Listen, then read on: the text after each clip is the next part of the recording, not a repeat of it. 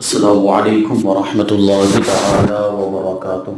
وعلیکم السلام۔ الحمد للہ رب العالمین والعاقبۃ للمتقین والصلاۃ والسلام علی سید الانبیاء والمرسلین وعلی آلہ واصحابہ اجمعین، اما بعد فاعوذ باللہ من الشیطان الرجیم، بسم اللہ الرحمن الرحیم۔ ومن يعظم شعائر اللہ فإنها من تقوى القلوب۔ صدق اللہ مولانا العظیم وصدق رسولہ النبی الامین المتین الکریم۔ آئیے ہم اور آپ سب سے پہلے حضور سرور کائنات، فخر موجودات، باعث تخلیق کائنات، احمد مجتبی محمد مصطفیٰ صلی اللہ علیہ وسلم کی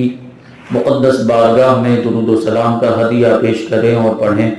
اللہم صلی علی سیدنا و مولانا محمد معدن الجود والکرم وآلہ الکرام وابنہ الکریم وبارک وسلم، صلاۃ و سلام علیک یا رسول اللہ صلی اللہ تعالی علیہ وسلم۔ عزیزان ملت اسلامیہ، اگر آپ کو یاد ہو تو ہم نے ایک سلسلہ شروع کیا تھا تبرکات کے فضائل کے تعلق سے۔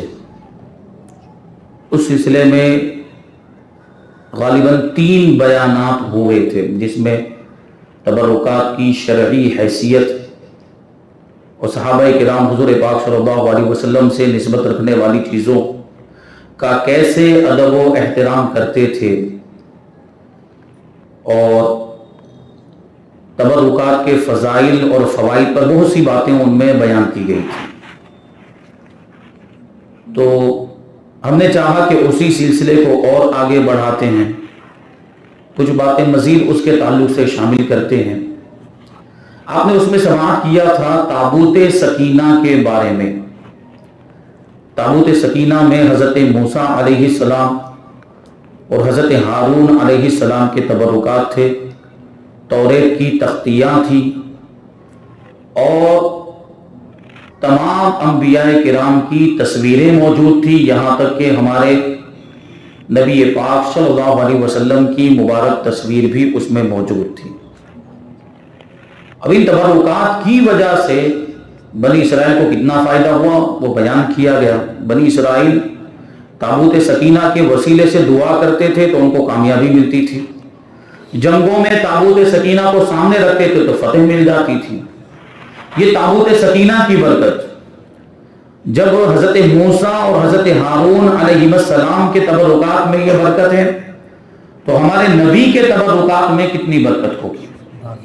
ہمارے آقا کے تبرکات میں کتنی برکت ہوگی۔ تو اسی کو انشاءاللہ تبارک و تعالی ہمیں سماعت کرنا ہے۔ صحابہ کرام اس کی اہمیت کو جانتے تھے،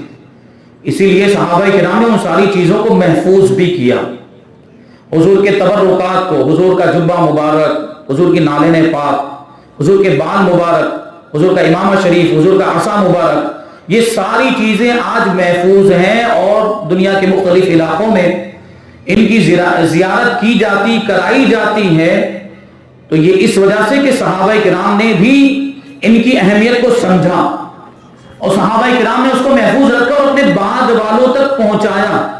تب تو یہ ہم تک پہنچے۔ تو یہ تبرکات ہیں، اور صحابہ کرام بھی ان تبرکات کو اپنے لیے واجب الاحترام سمجھتے تھے اور ان کی تعظیم کو اپنے ایمان کا جز سمجھتے تھے۔ تو حضرت خالد بن ولید رضی اللہ تعالیٰ عنہ کے تعلق سے میں نے اشارہ کیا تھا کہ حضرت خالد بن ولید رضی اللہ تعالیٰ عنہ کی ٹوپی میں حضور پاک صلی اللہ علیہ وسلم کے موئے مبارک تھے، اور انہی موئے مبارک کی برکت سے آپ کو ہر جنگ میں فتح حاصل ہوتی تھی۔ حضرت خالد بن ولید، وہ شعر آپ سنتے رہتے ہیں، فقط اس واسطے خالد نے ہر ایک معرکہ جیتا، فقط اس واسطے خالد نے ہر ایک معرکہ جیتا، انہوں نے ٹوپی میں رکھے میرے سرکار کے گیسو. وہ گیسو مبارک کی برکت تھی کہ ہر جنگ میں ان کو فتح ملتی تھی. حضرت خالد بن ولید رضی اللہ تعالیٰ عنہ کی وہی ٹوپی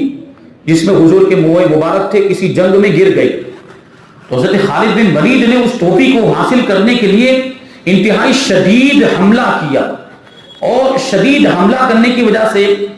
بہت سارے مجاہدین شہید بھی ہو گئے. بہرحال کسی طریقے سے بڑی محنت کرنے کے بعد, کوششوں کے بعد حضرت خالد بن ولید نے وہ اپنی ٹوپی دوبارہ حاصل کر لی. تو آپ کے جو دوسرے ساتھی تھے وہ کہنے لگے کہ یہ ٹوپی میں ایسی کیا خاص بات ہے,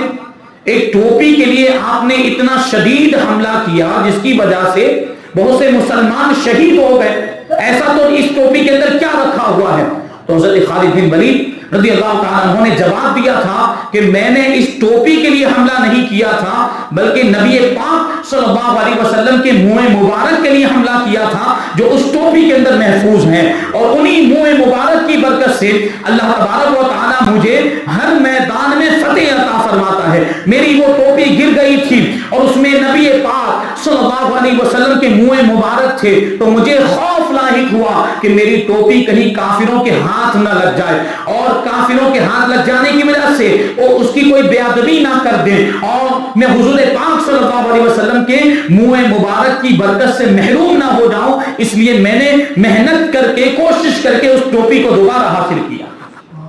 حضرت خالد بن ولید رضی اللہ تعالیٰ عنہ جنگ یرموک کا واقعہ ہے. یہ ٹوپی جنگ یرموک کے موقع پر بھی گری, یا وہ جو دوسری جنگ کا تذکرہ کیا ممکن ہے کہ وہ جنگ یرموک ہی ہو.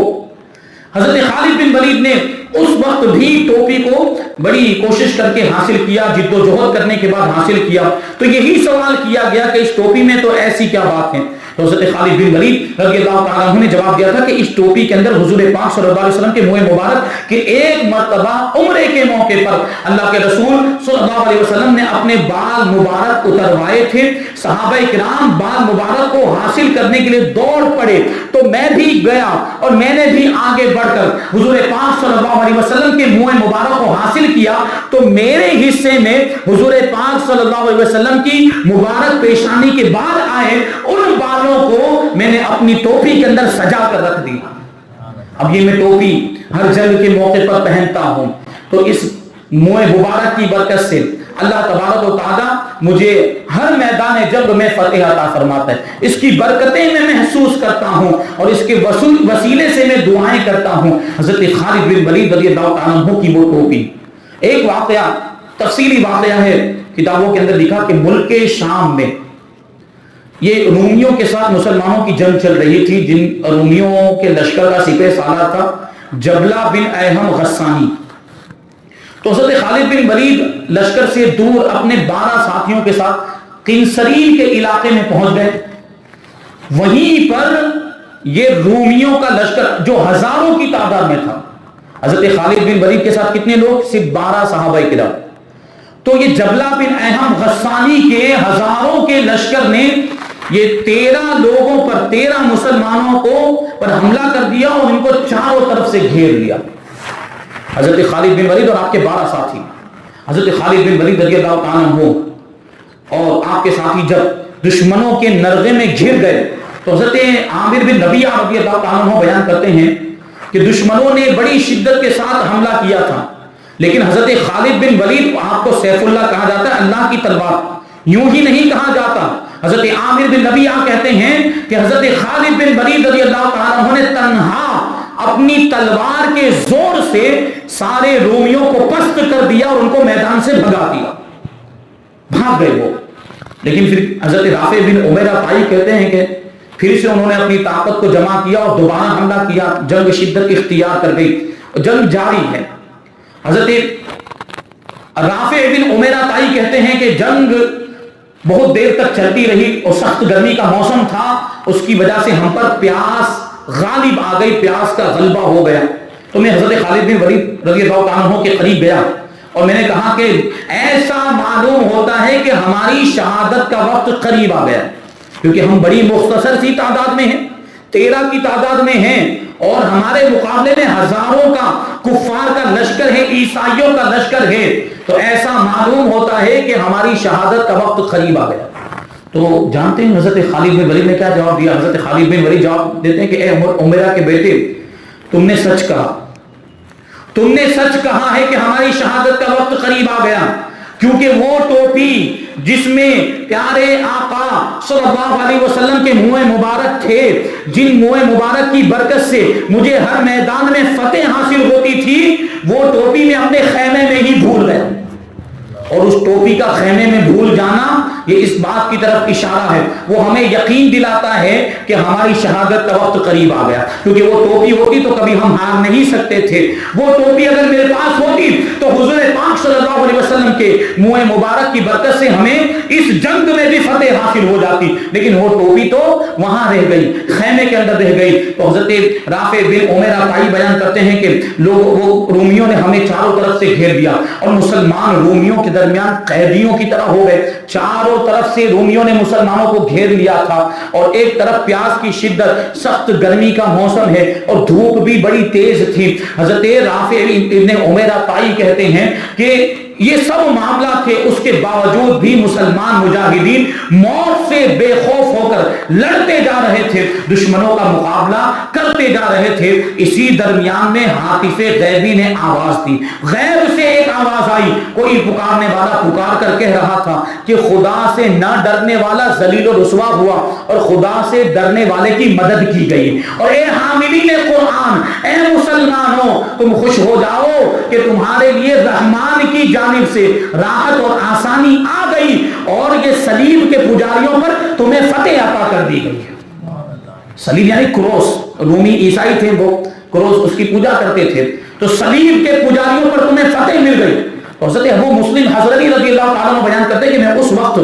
حضرت ابو عبیدہ ابن جراح جو لشکر اسلام کے سپہ سالار تھے، بڑے ہی بہادر مجاہد اسلام ہیں آپ، حضرت ابو عبیدہ ابن جراح جن کو امین امت کا لقب دیا ہے اللہ کے رسول صلی اللہ علیہ وسلم نے، حضرت ابو مسلم حضری کہتے ہیں میں اس موقع پر حضرت ابو عبیدہ ابن جراح رضی اللہ تعالیٰ عنہ کے پاس موجود تھا کہ اچانک حضرت ابو عبیدہ ابن جراح رضی اللہ تعالیٰ عنہ اپنے خیمے سے گھبرائے ہوئے باہر تشریف لائے اور پکارنے لگے، مسلمان مجاہدین کو آواز دینے لگے، النفیر النفیر فقد احیط الفرسان المسلمین، کہ جلدی نکلو، جلدی کوچ کرو کہ ہمارے مسلمان بھائیوں کو گھیر لیا گیا ہے، ہمارے مسلمان شہ سواروں کو کافروں نے گھیر لیا، ان کی مدد کے لیے جلدی نکلو۔ تو آپ کی آواز کو سننے کے بعد، آپ کی پکار کو سننے کے بعد سارے مسلمان جمع ہو گئے اور پوچھنے لگے کہ ماجرا کیا ہے، ہوا کیا ہے، حال دریافت کیا۔ تو حضرت ابو عبیدہ ابن جراح رضی اللہ تعالیٰ عنہ نے ارشاد فرمایا کہ ابھی میں اپنے خیمے کے اندر سو رہا تھا، اللہ کے رسول صلی اللہ علیہ وسلم تشریف لائے اور مجھے جگانے کے بعد تھوڑے سے سخت لہجے میں ارشاد فرمایا کہ اے جراح کے بیٹے، تم یہاں سو رہے ہو اور وہاں مسلمانوں پر کافروں نے حملہ کر دیا ہے، تم مسلمانوں کی مدد سے غافل ہو، جلدی اٹھو اور خالد بن ولید کی مدد کے لیے پہنچ جاؤ، تم اگر نکلو گے انشاءاللہ تبارک و تعالیٰ ان کی مدد کے لیے پہنچ جاؤ گے اور اللہ تبارک و تعالیٰ تمہاری مدد فرمائے گا۔ تو حضرت ابو عبیدہ ابن جراح کہتے ہیں کہ جلدی کوچ کرو۔ مسلمانوں نے جب حضرت ابو عبیدہ ابن جراح رضی اللہ تعالیٰ عنہ کی گفتگو سنی تو ہتھیاروں کو تیار کر لیا، ہتھیار پہن لیے اور گھوڑوں پر زین کسے بغیر ہی میدان جنگ کی طرف روانہ ہو گئے۔ تیز رفتاری کے ساتھ گھوڑے دوڑاتے ہوئے مجاہدین اب حضرت خالد بن ولید اور آپ کے ساتھیوں کی طرف جا رہے ہیں۔ اب یہ جو لشکر جا رہا تھا اس میں سب سے آگے حضرت ابو عبیدہ ابن جراح رضی اللہ تعالیٰ عنہ تھے۔ آپ کا گھوڑا، آپ نے اچانک کیا دیکھا کہ لشکر اسلام سے آگے ایک اور گھوڑا بڑی تیز رفتاری کے ساتھ، کوئی شہ سوار ہے، کوئی بہادر مجاہد ہے جو بڑی تیز رفتاری کے ساتھ گھوڑے کو دوڑاتے ہوئے میدان جنگ کی طرف جا رہا ہے۔ تو حضرت ابو عبیدہ ابن جراح کو تعجب ہوا کہ یہ کون ہے جو لشکر اسلام سے آگے جا رہا ہے۔ تو مسلمانوں نے اس تک پہنچنے کی کوشش کی، اس تک جا کر اس سے ملاقات کرنے کی کوشش کی، لیکن وہ اتنی تیز رفتاری کے ساتھ گھوڑا دوڑا رہا تھا کہ اس تک پہنچنا بڑا مشکل ہو گیا، ساری کوششیں ناکام ہو گئی۔ حضرت ابو عبیدہ ابن جراح رضی اللہ تعالیٰ عنہ فرماتے ہیں کہ مجھے گمان ہوا کہ شاید وہ کوئی فرشتہ ہے، وہ جو آگے سوار جا رہا تھا مجھے ایسا لگا کہ یہ کوئی فرشتہ ہے، اسی وجہ سے اتنی تیز رفتاری کے ساتھ جا رہا تھا۔ حضرت ابو عبیدہ ابن جراح نے کوشش کرنے کے بعد اس کے قریب اپنے گھوڑے کو کیا اور پھر اس کو آواز دی اور پکار کر کہا کہ اے بہادر اور دلیر سوار، میں تجھے اللہ کا واسطہ دیتا ہوں، ٹھہر جا، اللہ تجھ پر رحم فرمائے۔ حضرت ابو عبیدہ کی آواز سننے کے بعد وہ سوار ٹھہر گیا۔ حضرت ابو عبیدہ قریب گئے، قریب جانے کے بعد جب اس سوار کو دیکھا تو آپ نے پہچان لیا وہ سوار کوئی اور نہیں تھا بلکہ حضرت خالد بن ولید رضی اللہ تعالی عنہ کی زوجہ محترمہ حضرت بی بی ام تمیم رضی اللہ تعالی عنہ تھی۔ حضرت بی بی ام تمیم جو ایک خاتون ہے، سوچیں کہ اس زمانے کی خواتین بھی کیسی بہادر ہوا کرتی، وہ تیز رفتاری کے ساتھ گھوڑا ایسے دوڑا رہی ہیں کہ مرد مجاہدین بھی ان سے آگے نہیں نکل پا رہے تھے۔ یہ حضرت بی بی ام تمیم ہے جو حضرت خالد بن ولید رضی اللہ تعالیٰ عنہ کی زوجہ محترمہ۔ تو حضرت ابو عبیدہ ابن جراح نے ان سے پوچھا کہ یہ آپ میدان جنگ کی طرف کیوں جا رہی ہیں؟ میدان جنگ کی طرف یہ اتنی تیز رفتاری کے ساتھ جانے کا سبب کیا ہے، کیوں جا رہی؟ تو حضرت بی بی ام تمیم رضی اللہ تعالیٰ عنہ نے جواب دیا کہ جب سے مجھے پتا چلا کہ میرے شوہر حضرت خالد بن ولید کو کفار نے گھیر لیا ہے تو مجھے یہ اطمینان تھا کہ میرے شوہر کبھی بھی مغلوب نہیں ہو سکتے، کبھی بھی پست نہیں ہو سکتے، کبھی بھی شکست خوردہ نہیں ہو سکتے، کیونکہ میرے شوہر کی ٹوپی میں اللہ کے رسول صلی اللہ علیہ وسلم کے منہ مبارک موجود ہیں، اور جن منہ مبارک کی برکت سے اللہ تبارک و تعالیٰ ان کو ہر میدان میں فتح عطا فرماتا ہے۔ میں نے پہلے یہ سوچا کہ آپ کے پاس تو وہ ٹوپی ہوگی، لیکن جب میں آپ کے خیمے میں گئی تو میں نے کیا دیکھا کہ وہ ٹوپی اپنی جگہ پر ادب کے ساتھ رکھی ہوئی، اور حضرت خالد بن ولید رضی اللہ تعالیٰ عنہ جاتے وقت اس ٹوپی کو بھول کر چلے گئے، وہ ٹوپی خیمے کے اندر ہی رہ گئی تھی۔ اب مجھے فکر لاحق ہوئی کہ حضرت خالد بن ولید یہ ٹوپی یہاں پر بھول کر چلے گئے، اب اس کی برکتوں سے وہ محروم ہو گئے، تو میں نے سوچا کہ یہ ٹوپی لے کر جاؤں اور اپنے شوہر نامدار تک یہ ٹوپی پہنچا دوں، یہ ٹوپی تاکہ وہ پہن لیں اور حضور پاک صلی اللہ علیہ وسلم کے منہ مبارک کی برکت سے ان کو اس جنگ میں بھی فتح حاصل ہو جائے۔ اس لیے یہ ٹوپی لے کر میں تیز رفتاری کے ساتھ میدان جنگ کی طرف روانہ ہو گئے۔ حضرت ابو عبیدہ ابن جراح نے کہا کہ تمہارا یہ کام اللہ کی رضا کے لیے ہے، اللہ کی خوشی کے لیے ہے، اللہ تبارک و تعالیٰ تمہیں برکت عطا فرمائے، جلدی سے جائیے اور اپنے اس کام کو پائے تکمیل تک پہنچائیے۔ حضرت بی بی ام تمیم رضی اللہ تعالیٰ عنہ کا بیان ہے کہ اس لشکر میں قبیلہ مزہج کی بھی دوسری عورتیں تھیں، اور وہ بھی گھوڑوں کو اتنی تیز رفتاری کے ساتھ دوڑا رہی تھی جیسے کہ چڑیاں اڑ رہی ہو۔ بہرحال یہ قافلہ اور یہ لشکر یہ میدان میں پہنچ گیا۔ حضرت بی بی ام تمیم کہتی ہے کہ جب ہم میدان میں پہنچے تو ہم نے دیکھا کہ زمین سے لے کر آسمان تک یہ گرد و غبار چھایا ہوا، کوئی نظر نہیں آ رہا، صرف وہ نیزوں کی انیاں چمکتی ہوئی نظر آ رہی تھی، اور کسی مسلمان کی آواز سنائی نہیں دے رہی تھی، کیونکہ مسلمان صرف 12-13 کی تعداد میں تھے اور رومیوں کا ہزاروں کا لشکر چاروں طرف سے رومیوں نے مسلمانوں کو گھیر لیا تھا، تو اگر کوئی پیچھے سے آئے گا تو ان کو وہ 12-13 مسلمان کہاں سے نظر آئیں گے۔ حضرت بی بی ام تمیم کہتی یہاں تک کہ ہمیں گمان ہونے لگا کہ کہیں یہ رومی مسلمانوں پر غالب تو نہیں آ گئے، مسلمان شکست خوردہ تو نہیں ہو گئے۔ اتنے میں ہی حضرت ابو عبیدہ ابن جراح اور دوسرے مسلمان آ گئے اور نعرہ تکبیر بلند کیا۔ نعرہ تکبیر بلند کرنے کے بعد انہوں نے یہ رومیوں پر حملہ کر دیا، دشمنوں پر حملہ کر کے ان کو چاروں طرف سے گھیر دیا۔ اب نعرے بلند ہو رہے ہیں۔ حضرت رافع ابن عمیرہ کہتے ہیں کہ میں اس وقت حضرت خالد بن ولید رضی اللہ تعالیٰ عنہ کے ساتھ میں تھا، ان کے ساتھ مل کر میں رومیوں سے جنگ کر رہا تھا کہ اچانک ہم نے نعروں کی آواز کو سنا، ہم نے تکبیر و تحلیل کی آواز کو سنا، تو ہمیں یقین ہو گیا کہ اللہ کی مدد آ گئی ہے، اللہ کی مدد آ گئی ہے، تو ہم اور زیادہ جوش سے دشمنوں کا مقابلہ کرنے لگ گئے۔ حضرت ابن محارث رضی اللہ تعالیٰ عنہ کا بیان ہے کہ ادھر یہ مسلمان مجاہدین تکبیر کے نعرے بلند کر رہے تھے، دوسری جانب حضرت خالد بن ولید رضی اللہ تعالیٰ عنہ میدان جنگ میں ڈٹے ہوئے تھے اور صبر و استقامت کا پہاڑ بنے ہوئے شجاعت و بہادری کا مظاہرہ کرتے جا رہے اور دشمنوں کا مقابلہ کرتے جا رہے، اور ساتھ ہی ساتھ پوچھتے بھی جا رہے تھے اپنے ساتھیوں سے کہ یہ نعرے کون لگا رہا ہے، یہ نعروں کی آواز کہاں سے آ رہی ہے، اللہ اکبر لا الہ الا اللہ کی یہ آوازیں کہاں سے آ رہی۔ ساتھ ہی ساتھ حضرت خالد بن ولید لوگوں سے یہ پوچھتے بھی جا رہے تھے۔ اتنے میں حضرت ابن محارث کہتے ہیں کہ ہم نے دیکھا کہ کہ رومیوں کی صفوں کو چیرتا ہوا، رومیوں کی صفوں کو پھاڑتا ہوا ایک سوار ہمارے قریب آیا، اور قریب آنے کے بعد ہمارے ارد گرد جتنے بھی رومی تھے، جتنے بھی عیسائی تھے، ان پر حملہ کر کے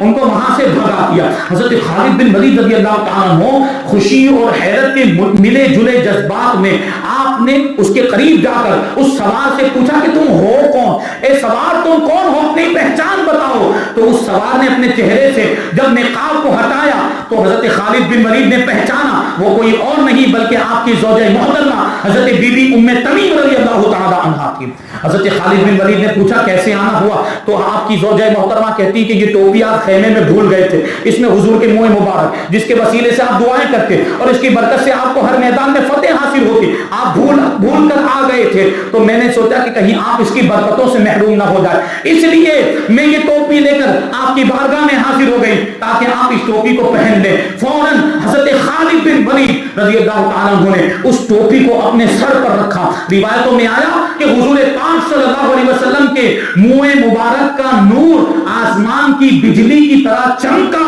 اور پھر اس کے بعد حضرت خالد بن ولید رضی اللہ تعالیٰ عنہ نے رومیوں پر اتنا سخت حملہ کیا ہے کہ اگلوں کو پچھلوں سے ملا دیا۔ ایسا حملہ کیا کہ اگلے بھاگے اور پچھلوں سے جا کر مل گئے، بھاگنا شروع کر دیا، بھگدڑ مچ گئی، اس میں بہت سارے رومی قتل بھی کیے گئے، بہت سارے گرفتار ہوئے، اور بھاگنے والوں میں سب سے پہلا شخص وہ رومیوں کے لشکر کا سپہ سالار جبلہ بن احم غسانی سب سے پہلے میدان چھوڑ کر یہی بھاگا۔ تو یہ دیکھیں منہ مبارک کی برکت۔ حضرت خالد بن ولید رضی اللہ تعالیٰ عنہ کی ٹوپی مبارک میں حضور پاک صلی اللہ علیہ وسلم کے منہ مبارک تھے، اور آپ اس کی اہمیت کو سمجھتے تھے، اس کے وسیلے سے دعا کرتے اور اس کی برکت سے آپ کو ہر میدان میں فتح ملتی تھی۔ یہ منہ مبارک اللہ تبارک و تعالیٰ کا فضل و احسان کہ ہمارے علاقے میں بھی حضور کے منہ مبارک موجود ہیں، تو ادب و احترام کے ساتھ اور پوری طہارت اور پاکیزگی کے ساتھ جہاں بھی منہ مبارک کی زیارت کا پروگرام ہو تو یہ ادب کے تقاضوں کو پورا کرتے ہوئے وہاں پر حاضر ہونا چاہیے۔ سوچیں آپ کی منہ مبارک کی کیسی برکتیں۔ رونق المجالس کے اندر ایک واقعہ ذکر کیا ہے۔ بلخ شہر کے اندر ایک تاجر رہتا تھا، بہت مالدار، اس کا انتقال ہوا، اس کے 3 بیٹے تھے، تو اس کے 3 بیٹوں نے اس کی پوری جائیداد کو اپنے درمیان 3 حصوں میں تقسیم کر لیا۔ نہیں، 2 بیٹے تھے، 3 بیٹے نہیں، 2 بیٹے تھے، دونوں بیٹوں نے اپنے باپ کی جائیداد کو اپنے درمیان تقسیم کر لیا، لیکن وہ تاجر خوش عقیدہ مسلمان تھا، اس کے پاس حضور پاک صلی اللہ علیہ وسلم کے 3 منہ مبارک بھی موجود تھے۔ تو یہ دونوں بھائیوں نے کیا کیا کہ ایک منہ مبارک، بڑے بھائی نے ایک منہ مبارک چھوٹے بھائی کو دیا، ایک خود رکھا، لیکن 3 تھے، ایک بچ گیا۔ تو بڑے بھائی نے کیا کہا، ہم ایک کہا کرتے ہیں کہ اس منہ مبارک کو توڑ کر 2 ٹکڑے کر دے، 2 حصے کر دیتے، ایک تم رکھو ایک میں رکھتا ہوں۔ لیکن چھوٹا بھائی جو تھا وہ بڑا خوش عقیدہ مسلمان اور سچا عاشق رسول تھا، اس نے جواب دیا کہ میرا دل یہ گوارا ہی نہیں کر سکتا کہ میرے نبی کے منہ مبارک کے 2 ٹکڑے کیے جائیں۔ میرے نبی کی شان اس سے بہت بلند و بالا ہے کہ حضور پاک صلی اللہ علیہ وسلم کے منہ مبارک کے 2 حصے کیے جائیں، اس کو نہ توڑا جائے۔ اب یہ جو بڑا بھائی تھا وہ دنیا کی دولت کا بڑا حریص اور لالچی آدمی تھا، اس نے جب اپنے چھوٹے بھائی کی یہ عقیدت کو دیکھا، چھوٹے بھائی کی محبت کو دیکھا کہ منہ مبارک سے اس کا ایسا تعلق ہے، تو اس نے موقع کو غنیمت جانتے ہوئے کیا کہا کہ جب تم اس منہ مبارک کے ٹکڑے ہونے گوارا نہیں کرتے تو ایک کام کرو، یہ بھی تم ہی رکھو، بلکہ وہ تیسرا منہ مبارک بھی میں تم کو دے دیتا ہوں، اور اس کے بدلے میں اپنے باپ کی ساری جائیداد مجھے دے دو۔ اب یہ بات دیکھیے، یہ عاشق سمجھتے ہیں حضور پاک صلی اللہ علیہ وسلم سے سچی محبت کرنے والے کے لیے حضور کے تبرکات سے بڑھ کے دنیا کی کوئی دولت نہیں ہو سکتی۔ حضرت انس بن مالک رضی اللہ تعالیٰ عنہ کا قول میں نے ذکر کیا تھا کہ ہمارے پاس یہ، یا حضرت ابو عبید کا قول تھا کہ ہمارے پاس حضور پاک صلی اللہ علیہ وسلم کا ایک منہ مبارک تھا، اور وہ منہ مبارک ہمارے نزدیک دنیا اور اس کی ساری چیزوں سے زیادہ محبوب اور پسندیدہ تھا۔ تو محبوب جو اللہ کے رسول سے محبت کرنے والے، ان کو اگر منہ مبارک مل جائے تو پھر ان کی نگاہ میں اس منہ مبارک کے مقابلے میں دنیا کی دولت کی کوئی حیثیت نہیں. تو اس نے ساری جائیداد اپنے بڑے بھائی کو دے دی اور تینوں منہ مبارک کو اپنے پاس اپنے ہاتھ سے مبارک ہاتھ سے، اور اس نے حضور پاک صلی اللہ علیہ وسلم کی منہ مبارک کو خوشبو سے معطر کر کے ایک ادب والی جگہ پر محفوظ رکھ دیا. اور جب بھی اس کے دل میں حضور پاک صلی اللہ علیہ وسلم کے منہ مبارک کی زیارت کا شوق ہوتا تو وہ درود و سلام پڑھتے ہوئے حضور کے منہ مبارک کی زیارت کیا کرتا تھا. اب اسی منہ مبارک کی برکت سے اس نے ساری جائیداد تو اپنے بڑے بھائی کو دے دی تھی، اور یہ غریب تھا، لیکن اللہ تبارک و تعالیٰ نے منہ مبارک کی برکت سے اس کو خوب دولت بھی عطا فرمائی، مالدار ہو گیا. اور دوسری جانب دیکھیں جو بڑا بھائی جس نے دنیا کی دولت کو ترجیح دی تھی، ایک وقت ایسا آیا کہ اس کا سارا مال ختم ہو گیا اور وہ کنگال ہو گیا، جبکہ یہ چھوٹے بھائی کو اللہ تبارک و تعالیٰ نے منہ مبارک کی برکت سے مالدار کر دیا. ایک وقت ایسا آیا کہ چھوٹے بھائی کا انتقال ہو گیا، تو اس شہر کے ایک بزرگ کے خواب میں اللہ کے رسول صلی اللہ علیہ وسلم تشریف لائے، اور تشریف لانے کے بعد وہ منہ مبارک والے شخص کے بارے میں حضور نے ارشاد فرمایا کہ جاؤ اور پورے شہر میں یہ اعلان کر دو کہ جس کو کوئی حاجت پیش آئے وہ اس منہ مبارک والے کی قبر پر آئے، اپنی حاجت پیش کرے، اس کے وسیلے سے دعا کرے، اس کی حاجت پوری کر دی جائے گی. منہ مبارک سے محبت کرنے اور منہ مبارک کی تعظیم کرنے کی برکت سے اللہ تبارک و تعالیٰ نے اس کا مرتبہ کتنا اونچا کر دیا کہ حضور خود فرماتے ہیں کہ جس کو کوئی حاجت پیش آئے، جس کو کوئی دعا کرنی ہو، وہ اس منہ مبارک والے کی قبر پر آئے، وہ اپنی حاجت پیش کرے، اللہ تبارک و تعالیٰ اس کی حاجت کو پورا کر دے گا. اب یہ بات پورے شہر میں مشہور ہو گئی اور اس کی قبر پر بھیڑ جم گئی، بھیڑ لگنے لگ گئی. جس کو بھی جو بھی حاجت پیش آتی وہ اس کی قبر پر آ کر دعا کرتا اور اللہ تبارک و تعالیٰ اس کے وسیلے سے اس کی دعا کو قبول فرما لیتا تھا اور حاجت کو پوری کر دیتا. یہ بات اتنی مشہور ہو گئی آس پاس کے علاقوں میں بھی، یہاں تک کہ اگر کوئی دوسرے علاقے کا شخص اس جگہ سے گزرتا تھا، اس شہر سے گزرتا تھا، تو اس قبر والے کی تعظیم میں اگر وہ سواری پر ہوتا تو سواری سے نیچے اتر کر پیدل چلنے لگتا تھا. اس نے منہ مبارک کی تعظیم کی تھی، منہ مبارک کا ادب و احترام کیا تھا، تو اللہ تبارک و تعالیٰ نے اس کا مرتبہ اتنا اونچا کر دیا کہ اب لوگ اس کی تعظیم کرنے لگے. لیکن منہ مبارک کی برکت ہے. ایسے بہت سارے واقعات ہیں، انشاءاللہ پھر کبھی موقع ملا تو ہم اس کو شامل کرتے رہیں گے. تو منہ مبارک اور حضور پاک صلی اللہ علیہ وسلم کے دوسرے تبرکات یہ ہمارے لیے قابل تعظیم اور یہ ہمارے لیے برکتوں کا خزانہ ہے. اور جو خوش عقیدہ مسلمان ہیں، جن کا اعتقاد مضبوط ہے، یقین مضبوط ہے، وہ اس کی برکتیں دیکھتے بھی ہیں، اس کی برکتیں ان کو نظر آتی ہیں، وہ ملاحظہ کرتے ہیں. بہت سے ایسے واقعات ہیں. اور ایک واقعہ غالباً میں نے اس سے پہلے بیان کیا تھا کہ حضور پاک صلی اللہ علیہ وسلم کے منہ مبارک آج بھی دیکھیے اس کے اندر کیسی تاثیر. ایک جگہ ہم لوگ پہنچے، ہمارے علاقے کی بات ہے، وہ بھی پورا معاملہ والا، منہ مبارک کی زیارت کا پروگرام رکھا گیا تھا. اب قرآن خوانی ہوئی اور پھر بعد میں منہ مبارک کی زیارت کا سلسلہ شروع ہوا. اب ان لوگوں نے منہ مبارک شریف کے لیے بڑی خوبصورت لکڑی کی پیٹی تیار کی تھی. اس میں دو حصے تھے، ایک نیچے والا حصہ اور ایک اوپر سے ڈھکن کا حصہ. اور اس میں لکڑی کے اندر ان لوگوں نے لکڑی کے باکس کے اندر بیچ میں کانچ کا باکس رکھا ہوا تھا، اور اسی کانچ کے ڈبے کے اندر حضور کے منہ مبارک کو انہوں نے بڑے ادب و احترام کے ساتھ رکھا ہوا تھا. اب وہ سب نے زیارت کی اور جتنے بھی وہاں پر موجود تھے سب زیارت کرنے سے جب فارغ ہو گئے تو اشارہ کر دیا گیا کہ سب کی زیارت ہو گئی ہو تو اس ڈبے کو بند کر دیا جائے، اس باکس کو بند کر دیا جائے. اب دیکھیں وہ باکس کھولا گیا تھا اور پہلے بند بھی تھا، وہ یعنی وہ اس کے سائز کے مطابق بنایا گیا تھا، فٹ ہو جاتا تھا اس میں برابر. لیکن اب جب کہ اس کو بند کرنے کی کوشش کر رہے تو بند ہی نہیں ہو رہا. اوپر سے جو اس کا ڈھکن اس میں لگا رہے ہیں تو وہ جو اندر جو کانچ کا باکس تھا وہ بیچ میں آ رہا ہے اور اس کی وجہ سے یہ ڈبہ بند نہیں ہو پا. تو کسی نے مشورہ دیا کہ نیچے وہ رومال رکھا ہوا ہے، یہ رومال رکھتے ہیں اندر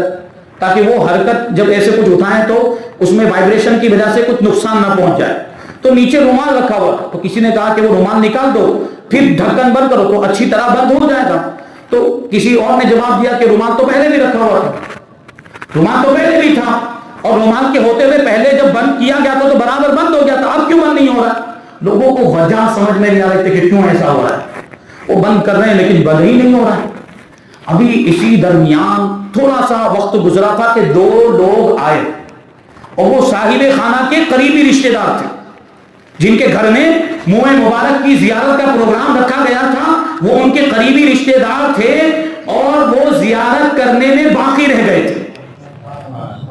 سمجھے آپ؟ وہ زیارت نہیں کر پائے، کسی کام میں مصروف ہوں گے، نیاز کا انتظام کرنے میں یا کوئی اور کام میں مصروف ہوں گے، وہ زیارت نہیں کر پائے تھے۔ پھر آپ غور کریں، وہ لوگ آئے اور ان کے لیے وہ ڈبہ پھر سے کھولا گیا، انہوں نے زیارت کر لی، اور پھر جب ڈبے کو بند کیا گیا اب آسانی کے ساتھ بند ہو گیا۔ یہ ہم نے اپنی آنکھوں سے دیکھا، یہ موئے مبارک کی برکتیں۔ تو ویسا عقیدہ بھی مضبوط ہونا چاہیے، ایسی خوش عقیدگی بھی ہونی چاہیے، ویسا یقین بھی ہونا چاہیے، تو پھر اس کی برکتیں ہمیں دیکھنے کو ملتی ہیں۔ اللہ تبارک و تعالیٰ کی بارگاہ میں دعا ہے کہ جو کچھ بھی بیان ہوا اس پر ہم سب کو عمل کرنے کی توفیق عطا فرمائے، تبرکات کی دل سے تعظیم کرنے کی توفیق عطا فرمائے، ان کا ادب و احترام کرنے کی توفیق عطا فرمائے، اور ان سے برکتیں حاصل کرنے کی توفیق عطا فرمائے۔ مذہب اہل سنت و جماعت مسلک اعلیٰ حضرت پر ہم سب کو قائم و دائم رکھے، اور اسی پر ہم سب کا خاتمہ فرمائے۔ وما علینا الا البلاغ۔ السلام علیکم۔